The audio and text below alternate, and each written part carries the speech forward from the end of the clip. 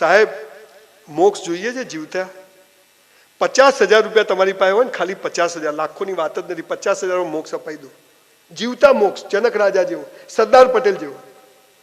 અને તમારે કોઈને આપવાના ના હોય, બેંકની લોન ના હોય, સીસી ના હોય, ઓડી ના હોય, કોઈ વીસીના હપ્તા બાકી ના હોય, કોઈ માગવા વાળો ના હોય, અને 50,000 રૂપિયા તમારા જ હોય અને જીવતા જ મોક્ષ જોઈતો હોય તો એક કામ કરજો, આ 50,000 રૂપિયા લઈ અને કચ્છમાં જજો, અથવા આપણા દેશમાં જજો જ્યાંથી તમારા રૂટ્સ હોય, અથવા કલોલમાં જ હોય, અને તમારા કુટુંબ પરિવારની કોઈ બહેન દીકરી કુંવાસી દુખી હોય, એના ઘેર 12 મહિનાનું સીધું સામાન અપાઈ દેજો, જીવતા મોક્ષ મળી જશે.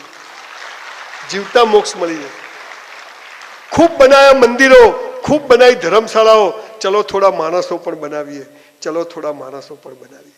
આપણે સાલા મર્સિડીઝમાં ફરીએ અને આપણી બહેન જોડે સ્કૂટર ના હોય, અરે આપણો બનેવી ગમે તેવો પિત્તળ હોય, કુંવાસી મારી છે, આ ભાવ પેદા થઈ જાય ને, સમજો મોક્ષ છે અને ધંધામાં પ્રગતિ છે. બોસ બનેવી ગમે તેવો હોય, બહેન મારી છે, પૈણાઈ એટલે પતી ગયું.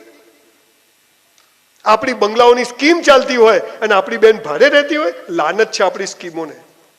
આ ભાવ પેદા કરજો, ધંધો જુઓ કેવો ચાલે. સાહેબ 160 બંગલાની સ્કીમ કરી, સેમ્પલ હાઉસ વગર 100% વેચાઈ ગયું. જેટલી મેં 22 સ્કીમ કરી, એક ખૂણાની દુકાન નથી પડી રહેતી ઈશ્વરની કૃપાથી. પણ મેં ધ્યાન રાખ્યું કે મારી આજુબાજુના હું જેટલું કરી શકું એટલું મેં કોશિશ કરી, અને આજે ઈશ્વર અડું ત્યાં સોનું થાય છે એવી ઈશ્વરે કૃપા કરી છે.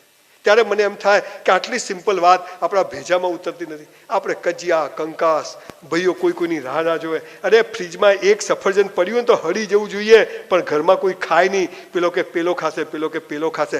આ ઘરોમાં પૈસા આવે છે બસ, બાકી નથી આવતું.